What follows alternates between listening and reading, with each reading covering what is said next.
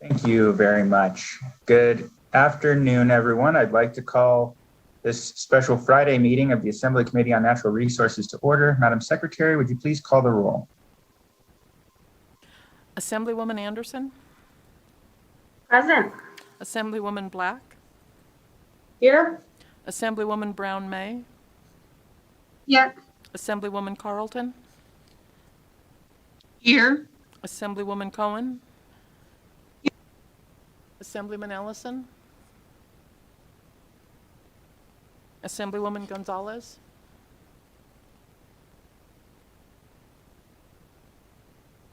Assemblywoman Hanson? Here. Assemblywoman Martinez? Present. Assemblywoman Titus? Assemblyman Wheeler? Here. Chair Watts? I am here. Please mark Assemblywoman Gonzalez is here. It looks like she's experiencing an audio issue. And please mark Assemblywoman Titus is excused, and we'll mark, looks like Mr. Ellison is about to join now. So we can just got out of another meeting. Right. Here he comes. go ahead and mark him as present. Thank Well, you. somebody let me know if it's dead or not dead. Can you mute your Hi. video? Thank you. All right. Members, we have a quorum.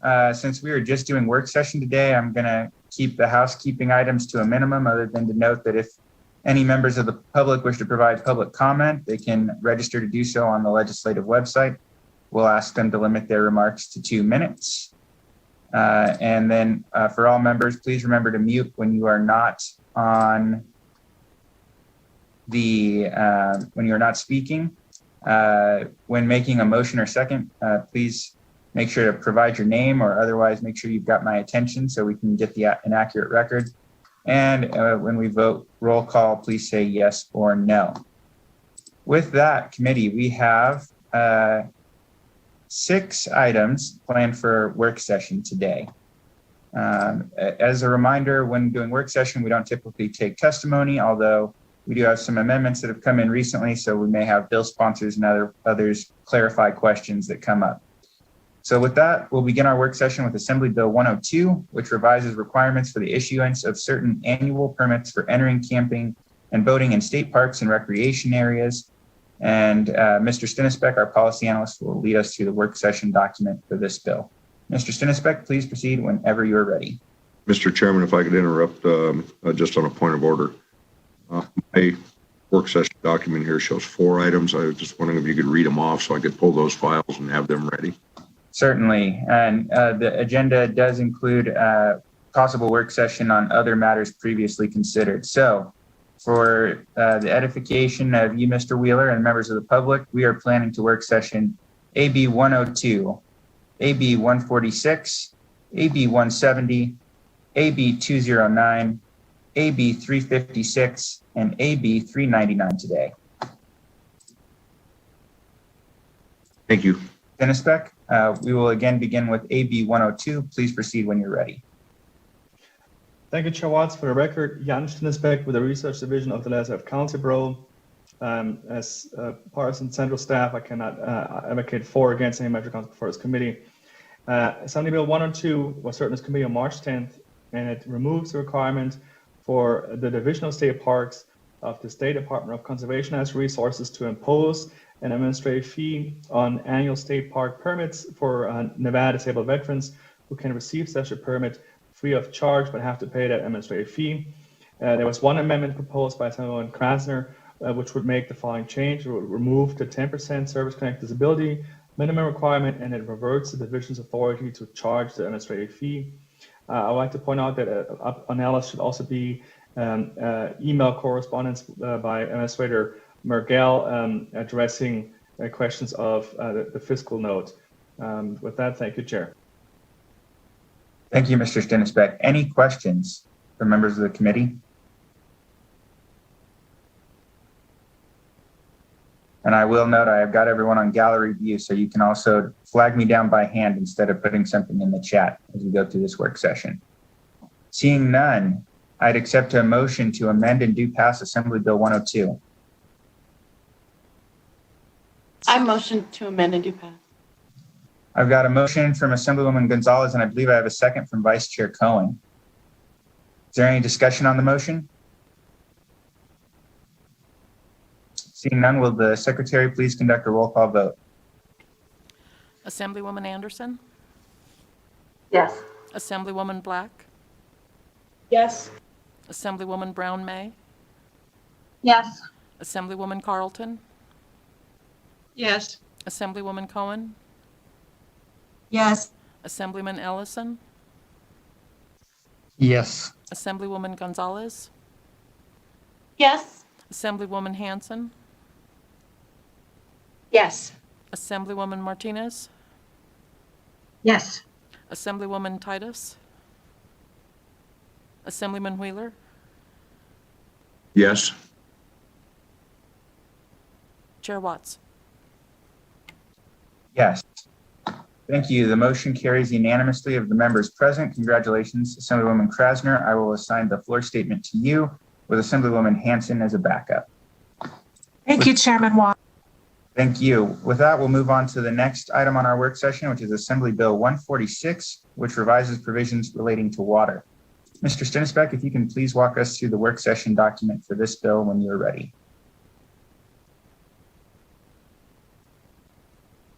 Thank you, Chair Watts. For the record, Jan Stinisbeck with Research Division. Assembly Bill 146 was heard in this committee on March 17th. The bill requires State Department of Conservation and Natural Resources to establish a program regulating water pollution resulting from diffuse sources. There was one amendment proposed by Assemblywoman Peters, which makes the following changes. It removes the requirement to establish a program to reduce, control, and mitigate water pollution from diffuse sources, and instead authorizes the department, in addition to any controls prescribed by the Commission, to develop plans, recommendations, and policies consistent with any federal requirement for diffuse sources to manage, control, and mitigate water pollution resulting from diffuse sources, provides that such plans, recommendations, and policies may include various areas of focus, removes the requirement for an applicant for a general or individual permit regarding discharges or injection of fluids through a well to file a bond or other surety with the department, and removes the department's requirement to adopt regulations relating to this bond, provides that the legislature declares that the people of the state have a right to clean water, and that is the policy of the state to mitigate any degradation of the waters of the state. It authorizes the Commission to manage certain septic systems and clarifies that septic systems are not prohibited from being used, provides that no permit may be issued which authorize any discharge or injection of fluids through a well until any waters in the state which would result in substantial degradation of biological, cultural, or wildlife resources, removes the requirement that any permit issued by the department ensures that the discharge or injection does not disproportionately impact historically oppressed or marginalized communities, removes the numerical water quality criteria from major categories of diffuse sources by the department, removes requirement by the Commission to prescribe controls for diffuse sources, removes the requirement that DCNR establish a continuing planning process that includes procedures for addressing the major categories of water pollution from diffuse sources. Those proposed amendment changes are contained in the mock-up that's attached to this work session document. In addition to the mock-up, there is a conceptual amendment which further addresses the mock-up and specifically replaces the term historically oppressed or marginalized communities with historically underserved communities, and removes the changes to NRS 445A.490 that were proposed to be made in Section 7 of the bill. With that, thank you, Chair. Thank you, Mr. Stinisbeck, and we do have Assemblywoman Peters available to answer any questions. We do have a question, I believe, from Assemblyman Wheeler. Please go ahead. Hey, thank you, Mr. Chairman. I don't mean to take up much time, but I know we're in a rush, but looking through the amendment here, I'm wondering, I know that the sponsor was going to get with NDEP because they had some concerns on this on federal funding, and I really can't see whether that changed or not, to be honest with you. So I'm just wondering if the sponsor got with NDEP and if their fears were assuaged. if I may, Chair, Assemblywoman, Please do. for the record, thank you for the question. And yes, I've been working extensively with all stakeholders on this amendment. As you can see, it is quite vast and trying to get to everybody's needs and concerns. And we have gotten to the point with NDEP where they are confident with the current language that it won't inhibit their ability to get those federal funds through the removal of the obligation to develop regulations regarding non-point source pollution. Okay, thank you very much. Thank you for the question. Any other questions for from the committee on this? All right. Seeing none, I would accept a motion to amend and do pass Assembly Bill 146. Move to amend and do pass. I second. Thank you. I've got a motion from Vice Chair Cohen and a second from Assemblywoman Gonzalez. Is there any discussion on this motion? Assemblywoman Hanson, go ahead. Thank you, Chair. I just wanted to let Assemblywoman Peters know that I appreciate her working on the bill with stakeholders. I have a lot of my district has a lot of water needs and issues, and we're not there yet. So I'm going to have to be no at this point, but appreciate you continuing to work and involve these shareholders or stakeholders. Thank you. Thank you. Any additional discussion on the motion?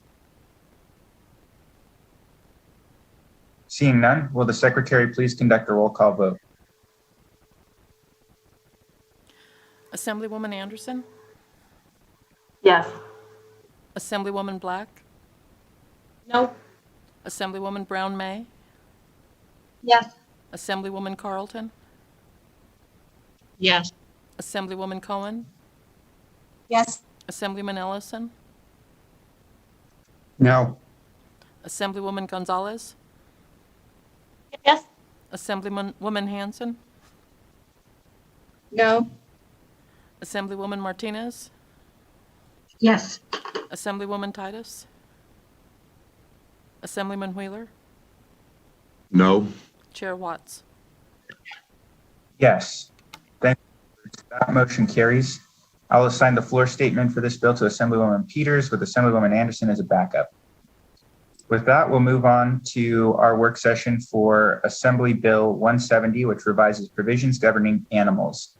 Mr. Stinsbeck, will you please lead us through the work session document for this bill?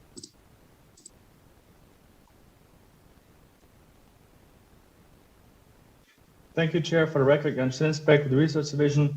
Assembly Bill 170 was heard in this committee on March 8th. It requires that a notice of the right of a person lawfully arrested for certain crimes involving animals to request a hearing also be provided to a person who was lawfully issued a citation for such violations. The bill also clarifies that a hearing involving such crimes be held in a court of competent jurisdiction and imposes a preponderance of evidence standards of proof in such cases. In certain circumstances where the ownership of an impound animal has been transferred, it provides that the new owner may sell the animal at auction, he may destroy the animal or continue caring for the animal as the new owner sees fit. Lastly, the bill clarifies that the State Department of Agriculture is responsible for creating and maintaining a notice concerning the impoundment of an animal owned or possessed by a person who is arrested and detained.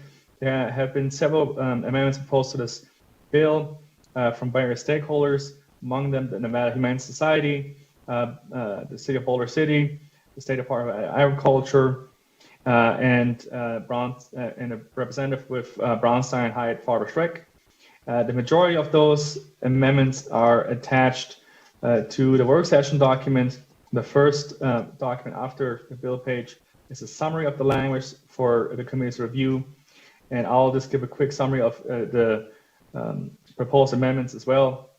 The proposed amendments authorize certain animal control officers to perform certain functions to enforce certain ordinances and to enforce laws prohibiting cruelty to animals as set forth in NRS 202.487 and Chapter 574 of NRS, removes the preponderance of evidence standards of proof in animal cruelty cases, provides that hearings are to be held pursuant to NRS 574.203 for misdemeanors in violation of ordinances of their respective cities, removes the requirement that the State Department of Agriculture maintain a written notice concerning impound animals, and instead requires the local detention facilities to post and maintain the written notice provided by the State Department of Agriculture. And lastly, provides for a clear and convincing evidence standard and reverse language concerning issuing a citation and providing a hearing in a court of competent jurisdiction. Thank you, Chair. Thank you, Mr. Stinisbeck. Do we have any questions from members of the committee on Assembly Bill 170? Mr. Chairman, if I could ask just a clarifying question. I believe I missed part of this hearing, so I apologize. No problem. But I'm looking at the amendment on page 3 of 5, sub 6. And it gives a definition of animal control officer, which I was not aware of. Would this allow someone working for a nonprofit shelter to actually be designated an animal control officer? Thank you for that question, Assemblywoman Carlton. I may ask Mr. Amburn to also provide some clarification. My recollection is that there are certain areas that contract with nonprofits to provide certain services, and this is clarifying that they would be able to, and they already do have the ability to issue, to essentially act as animal control. And what this would do was allow them to issue specific citations. And if Mr. Amburn would like to add anything to that. Thank you, Chair Watts. Alan Amburn for the record. So looking at that definition on page 3 of 5 that the Assemblywoman pointed out. So it does provide that an employee of an animal shelter could carry out these tasks, but in order to do so, they have to be designated and authorized by city or county to do so. So they can't do so on their own whim or their own desires, but they have to be designated and authorized by the city or county. Thank you, Mr. Chairman. Thank you. Assemblywoman Hanson, go ahead. Thank you, Chair. And that, following along with that line of questioning from my colleague, I just wanted to clarify as well that, because that was an issue for me at the beginning, and the hearing was held along with process issues, but I know there's been work done, and so I want to clarify that I understand this policing powers, so to speak. If I understand right, that an example of when it's authorized, as Mr. Amburn said, by a city, I think Carson City does it this way, where if they don't have, and maybe I could address this to, I think Miss Elliott is on the Zoom, as she explained it to me, that it's only when it's contracted and only with the approval of the city governments. Is that right?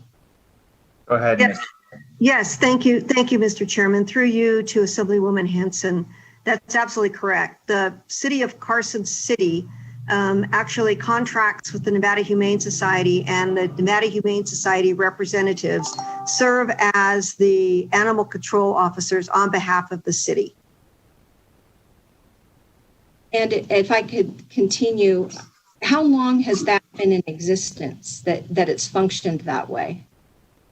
I believe that the contract, Mindy Elliott for the record, through you, Chairman Watts to Assemblywoman Hanson, I believe that the contract has been in place for north of at least 4 years. It could be, I remember negotiating the contract with Mayor Kroll, so helping to negotiate that contract. So it's been in existence for quite a while.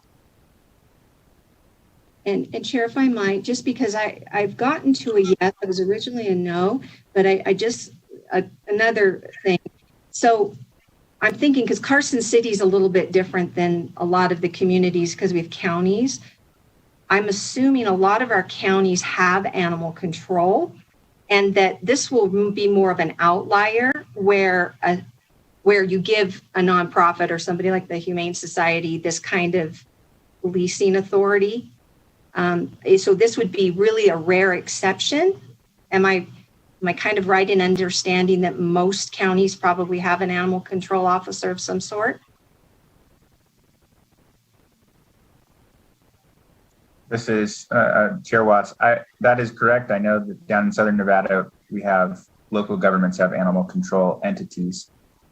So I don't think we have a comprehensive list available at this time, but in our major urban areas, our animal control is and would continue to be handled by our local governments. It's not proposed to change that with this bill. It just provides the option for Carson City, for example, to take the route that they've taken. Thank you, Chair. Thank you. Mr. Wheeler, go ahead.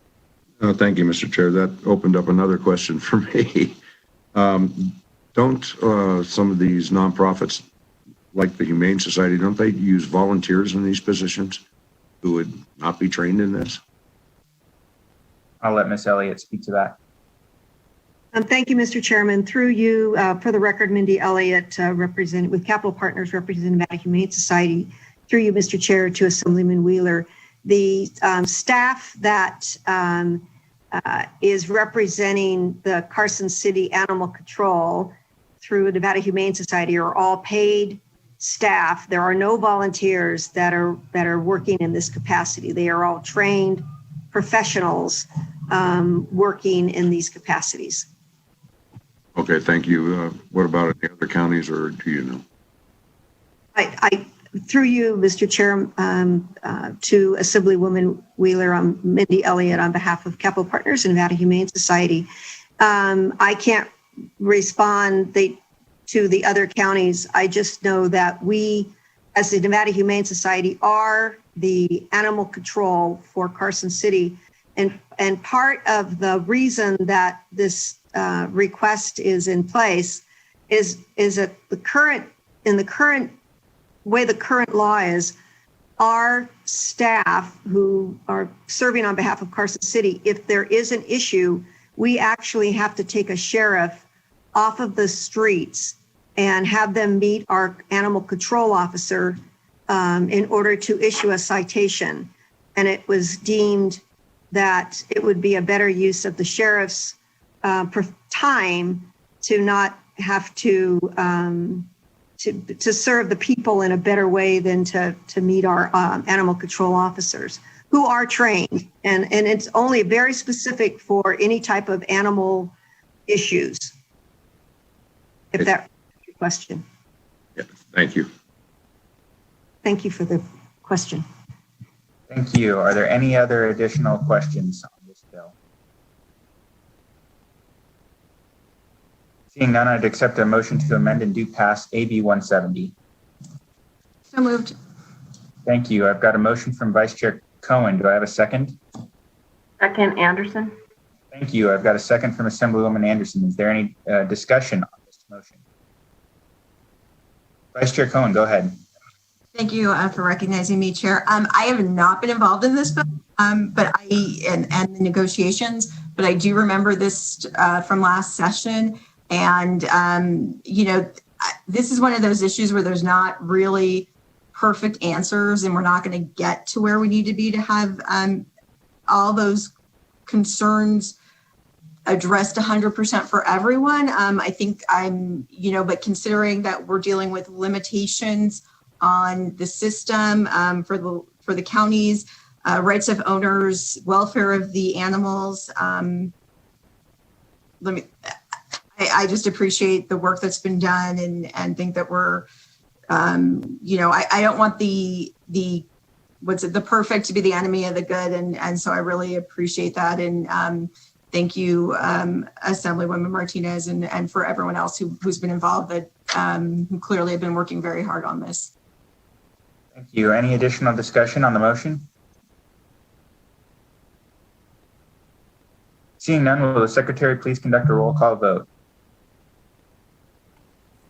Assemblywoman Anderson. Yes. Assemblywoman Black. No.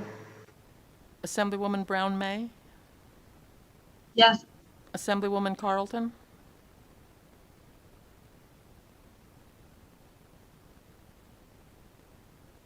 Assemblywoman Carlton.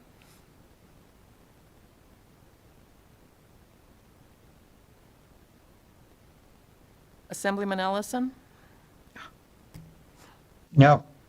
Assemblywoman Cohen, Yes. Assemblywoman Gonzalez,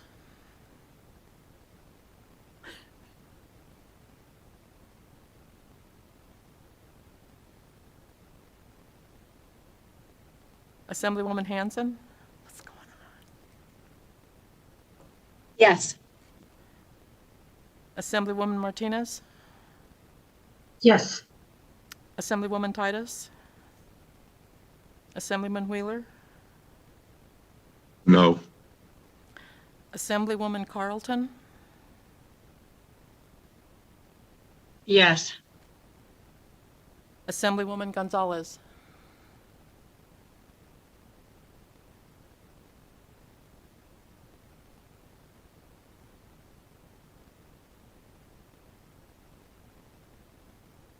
Councilwoman Gonzalez, can you give us a thumbs up or a thumbs down?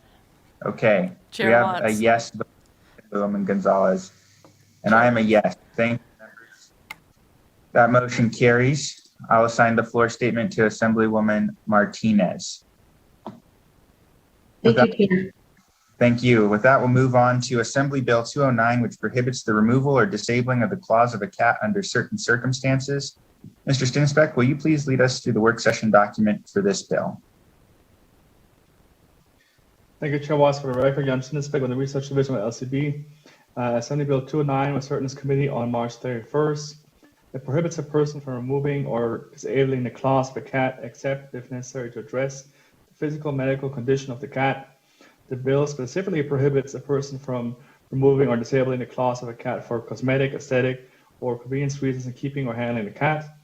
The bill requires a licensed veterinarian who determines that the removal or disabling of the claws of the cat is necessary to address the physical medical condition of the cat to prepare and file a written statement with the Nevada State Board of Veterinary Medical Examiners and to provide the statement before performing the procedure or in the case of an emergency not later than 5 days after performing the procedure.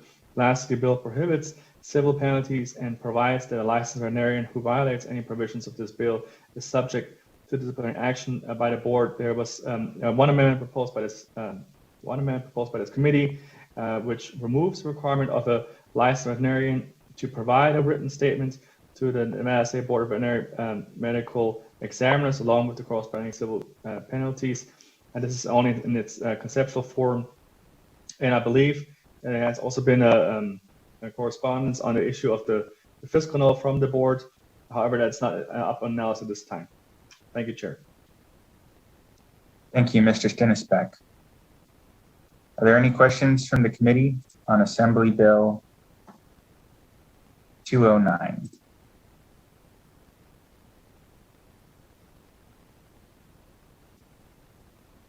Seeing none, I would accept a motion to amend and do pass.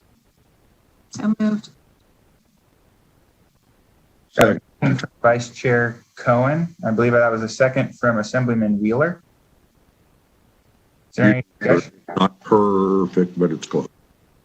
Is there any discussion on the motion? Assemblywoman Hanson, go ahead.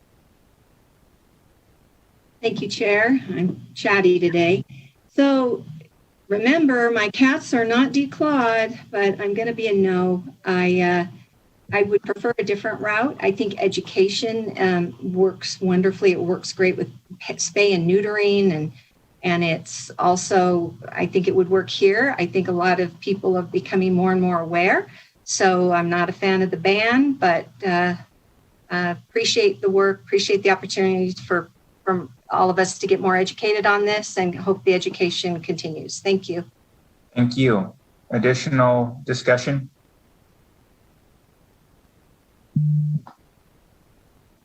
Seeing none, will the secretary please conduct a roll call vote?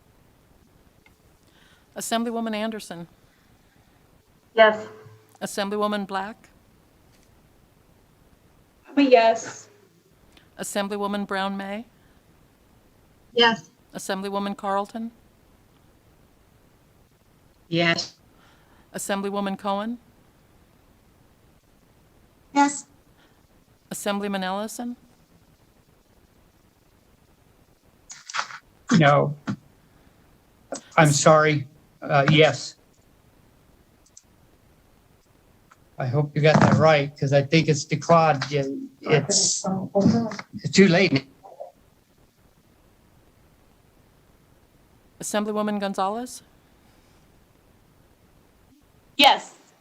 Can someone confirm that you can hear me? Yes? Can. Okay, awesome. Thank you. Assemblywoman Hanson? No. Assemblywoman Martinez? Yes. Assemblywoman Titus? Assemblyman Wheeler? Yes. Chair Watts? Yes, and just to confirm, we are taking a vote on Assembly Bill 209. Assemblyman Wheeler, or Assemblyman Ellison, I apologize. What is your vote? Can you clarify it for us? Yes, it's yes. Thank you. With that, this motion carries, and I'll assign the floor statement to Assemblywoman Martinez. Thank you very much, Chair. Thank you. With that, we'll move on to Assembly Bill 356, which makes various changes relating to the conservation of water. Mr. Stinisbeck, will you please lead us through the work session document for this bill? Thank you, Chair Watts. For the record, Jan Stinisbeck with the Research Division. Assembly Bill 356 was heard in this committee on April 5th, and it creates a voluntary program for the conservation of water and the account for purchasing and retiring water rights. The bill authorizes the state engineer to purchase and retire certain water rights with money from the account. There is an amendment, or actually two amendments. The first proposed by Assemblyman Watts, which is a mock-up, and then there's a conceptual amendment in addition to this by the Southern Nevada Water Authority. And the amendment does the following: it removes the provisions concerning the voluntary program for the conservation of water and the account for purchasing and retiring water rights. And then it prohibits, with certain exceptions, the waters of the Colorado River that are distributed by the Southern Nevada Water Authority from being used to irrigate non-functional turf on any property that is not zoned for the exclusive use of a single-family residence on and after January 1st, 2027. Requires the board of directors of the Southern Nevada Water Authority to define a non-functional and functional turf for the purposes of this prohibition, and promulgate these definitions through the service rule of its member agencies, and develop a plan to identify and facilitate the removal of existing non-functional turf on property that is not zoned for the exclusive use of a single-family residence by December 31st, 2026. Authorize the board of directors to approve an extension or waiver for these prohibitions, and creates the non-functional turf removal advisory committee to provide recommendations to the board of directors regarding turf removal. It's my understanding there's an additional amendment to this bill that is unfortunately not part of the work session document. However, it should be up on Alice now. And the amendment was also proposed by this committee, and it's in addition, as I said previously, that is in addition to the mock-up that's attached to the work session document. The proposed amendment seeks to require the Legislative Committee on Public Lands to conduct and study during the 2021-2022 interim concerning water conservation in the state. This proposed amendment seeks to require the Legislative Committee on Public Lands to submit a report to the Director of the Legislative Council Bureau on or before February 1st, 2023, and to transmit to the 82nd session of the Legislature. Thank you, Chair. Thank you, Mr. Stinisbeck. And just to make this extremely clear for members of the committee, the original language of Assembly Bill 356 is being removed under this proposed amendment. Instead, we worked up some language in alignment with the concept that was brought forward by the Southern Nevada Water Authority to address the removal of non-functional turf in Southern Nevada and potentially save 12 billion gallons of water a year over the next 5 years. In addition, as noted during the hearing, while we may have different ideas, we agree that it's important that we continue to have discussions on conservation programs and policies. And so the additional amendment would keep that discussion going and have the legislature lead it through directing the Public Lands Committee to address this as one of their issues during the next interim. We do have the folks from the Division of Water Resources available if folks have any questions or if there's anything that they would like to add. Any questions from the members? Assemblywoman Hanson, go ahead. Thank you, Chair. I just want to make sure, sorry, I just got handed, I think it was an amendment, had the amendments on that one. Anyway, let me go to my questions. So I just want to clarify, this bill is essentially everything's gone except sections 36 through 42. And now, instead of being the original bill that we had kind of talked a lot about at the hearing, now it's just sections 36 to 42, dealing with Southern Nevada Water Authority and its distribution of water and prohibiting it for non-functional turf issues. And what else did I have a question on? Is the 2/3 gone? Thank you for those questions, Assemblywoman Hanson. I'll just clarify again. Yes, the entire conservation credit program is removed under the proposed amendments, and that does remove the 2/3 requirement on the bill. And we do have Southern Nevada Water Authority available as well if anyone has questions for them. Do you have an additional question? Nope, that was good. Thank you. Thank you. I'm not supporting to support position because it just deals with this section. So thank you. Thank you. Are there any other questions from members? Seeing none, I would accept a motion to amend and do pass Assembly Bill 356. Motion to amend and, Motion to amend and do pass. Anderson. Okay, I've got a motion from Assemblywoman Anderson and a second from Assemblywoman Gonzalez. Is there any discussion on the motion?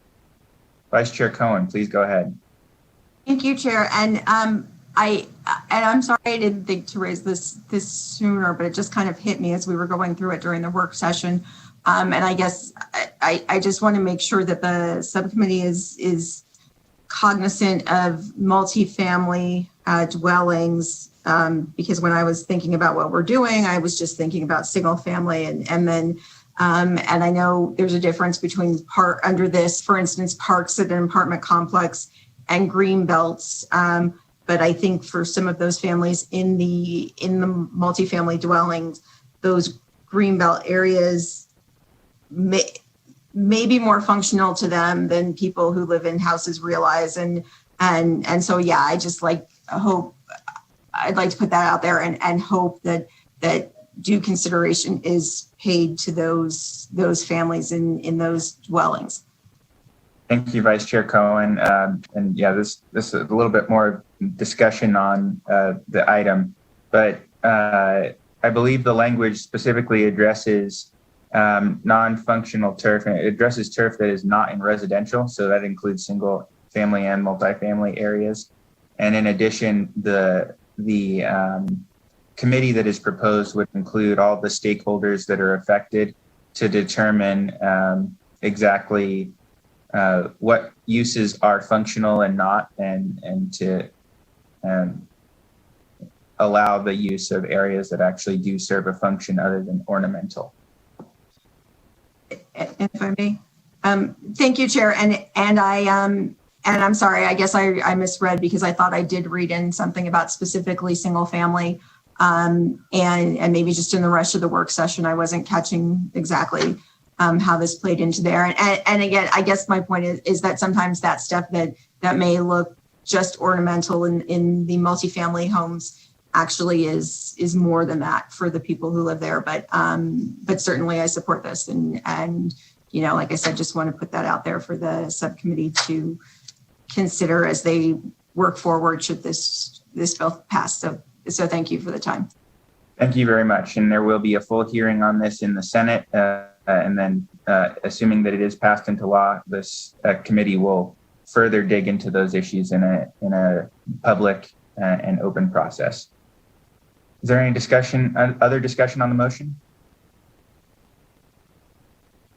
Seeing none, will the secretary please conduct a roll call vote? Assemblywoman Anderson? Yes. Assemblywoman Black? No. Assemblywoman Brown May? Yes. Assemblywoman Carlton? Yeah. Assemblywoman Cohen? Yes. Assemblywoman Min Ellison?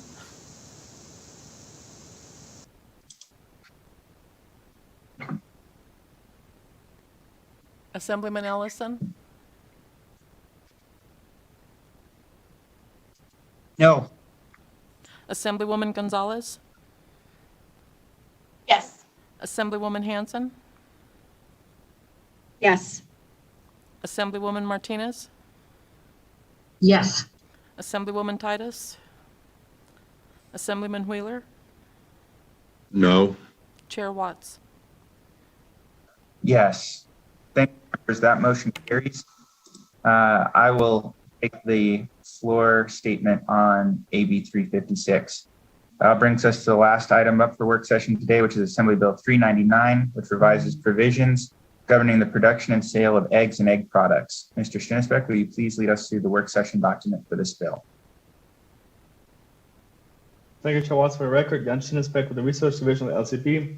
Assembly Bill 399 was first completed April 7th, and it requires that eggs sold, offered for sale, or transported for the purpose of selling within the state be produced in a cage-free housing system. The bill requires a farm owner or operator to go through a cage-free certification process through the State Department of Agriculture. The bill prohibits a business owner or operator from selling, offering, or exposing for sale or transferring for sale eggs that the business owner or operator knows or should have known were not produced in a cage-free housing system. There was one amendment proposed to this bill by Jeff Dixon with the Humane Society of the United States, and it makes the following changes. It provides that the legislature declares that the regulation of egg production on farms and the sale of eggs and egg products furthers the health and welfare of consumers, promotes food safety and advances animal welfare, defines cage-free housing system to mean an enclosure in which hens are free to roam unrestricted, provides that NDA may use a government or private inspection or process verification provider, removes the new fee authority, which removes effectively the 2/3 requirement, and changes the effective date for having only cage-free eggs to January 1st, 2024. And attached to the work session document is also the conceptual amendment from Mr. Dixon. Thank you, Chair Watts. Thank you, Mr. Stinisbeck. And just to clarify, this is essentially the same amendment as was presented, except with a change to essentially the effective date, which addresses the concerns that were brought up by the Retail Association, Restaurant Association, Chamber of Commerce, and others in neutral. Members, are there any additional questions? Assemblywoman Hanson, go ahead. Thank you again, Chair. I do have questions. I don't know if it's maybe directed for legal, and I see Director Ott here in the Zoom. I appreciate you being here. Thank you. So in section 17 is the section that talks about it's illegal to sell eggs without a certificate in the state of Nevada. So we know there are smaller egg ventures in Nevada, not the big guys like that were on at the hearing, but we do have, some have 200 chickens or so, and they sell them to individuals in their community. So if it's illegal to sell eggs without a certificate, and then if this bill passes and we're going to have to go to the regs then and start developing that process and have certification, are we to be assured that these people that have eggs out there now are not going to be charged for certification? And also in the next section, it talks about inspections and having an inspector in the state. So is that, I'm just not seeing how those who have egg situations that they're on their own properties here in Nevada are they going to be exempted from getting certified or inspected? Are they going to have to pay to do that?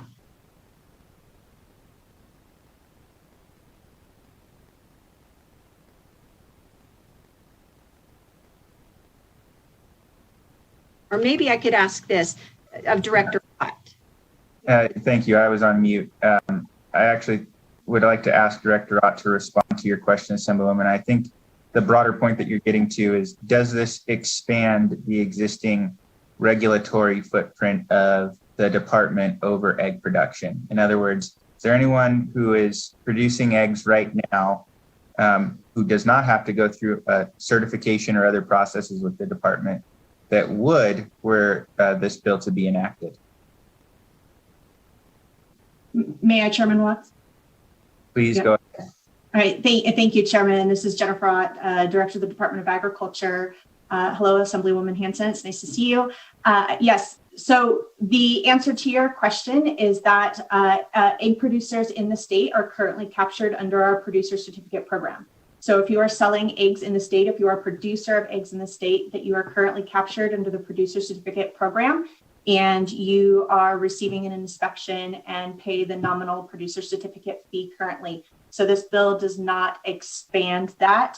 The only thing that we would do under this bill is when we come out to the farm to look at the operation and confirm the information on the application, we would also be looking at the hen housing at the same time.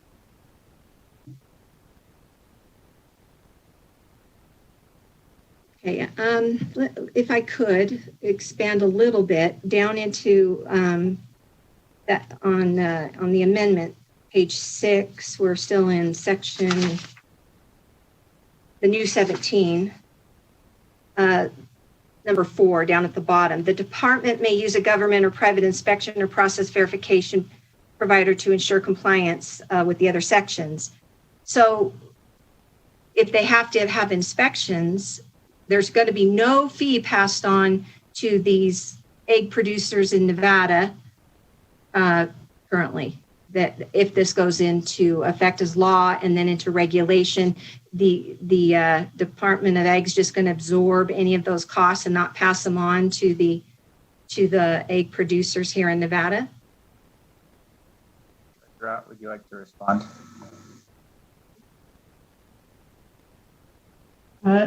My apologies, Chairman Watts. I lost internet there for a little bit. May I respond? Yes, please go ahead. Thank you. This is Jennifer Ott, the Department of Agriculture for the record, which is the request that, so the extra in the outside inspection was a result of the conversation from the Humane Society on if the department could not accomplish those inspections, which is why we had requested to have any inspectors approved by outside inspectors approved by the Department of Agriculture so that would not happen.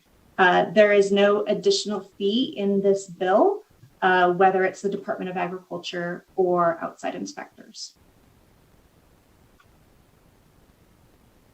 Thank you. Thank you. Are there any additional questions?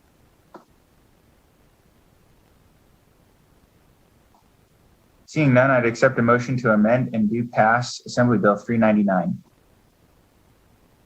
I motion to amend and do pass. I believe I've got a motion from Vice Chair Cohen and a second from Assemblywoman Gonzalez. Is there any discussion on the motion? Chair, I have a comment, please.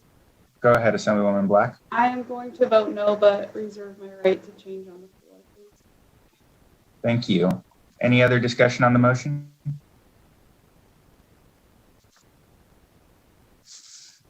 Seeing none, will the Secretary please conduct a roll call vote?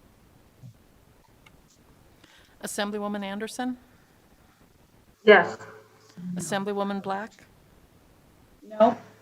Assemblywoman Brown May? Yes. Assemblywoman Carlton? Yes. Assemblywoman Cohen? Yes. Assemblyman Ellison? No. Assemblywoman Gonzalez?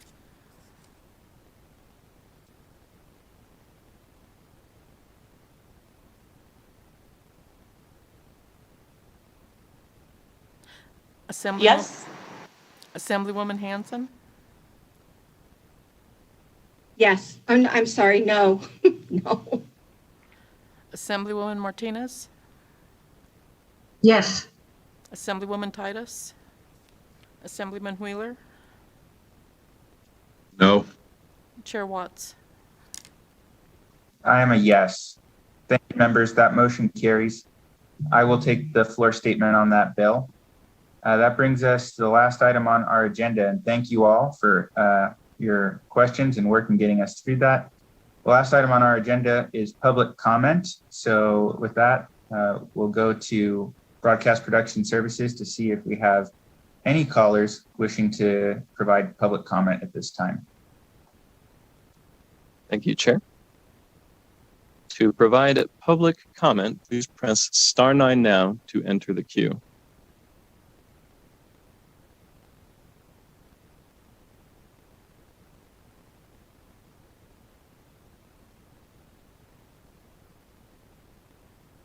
Chair, the public line is open and working, but there are no callers at this time. Thank you very much, Broadcast Production Services. With that, members, I did not plan at this time to do any additional business, but we are going to recess until call of the chair. So thank you for all your work. And with that, we will stand in recess.